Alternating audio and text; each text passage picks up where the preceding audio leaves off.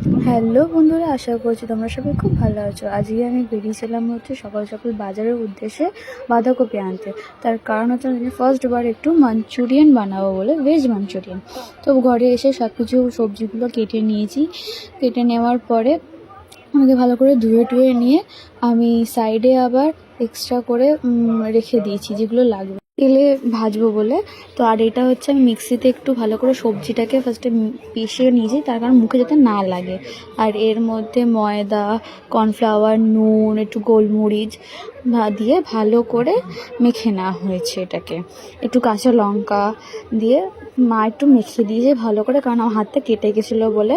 তো মা মেখে দেওয়ার পর আমি ওটাকে নিয়ে গোল গোল করে একটু রেখে দিয়েছি হাতের আলতোভাবে। আর একটু দেখে নেবে যে কড়াইতে তেল গরম হয়ে গিয়ে যে যাতে এটা ছেড়ে না যায়, একটুখানি দিয়ে দেখে নেবে তার আগে। তাহলে যদি ভাবো ছেড়ে যাচ্ছে তো একটু কর্নফ্লাওয়ার বা ময়দা দিয়ে দেবে।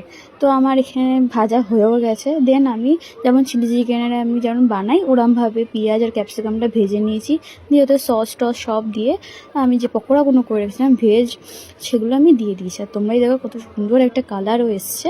তো বন্ধুরা, আমার এই রেসিপিটা, আমার ভিডিওটা ভালো লাগলে প্লিজ তোমরা সবাই লাইক, কমেন্ট, শেয়ার করবে। দেখা হবে আবার পরের ভিডিওতে। চলো, টাটা।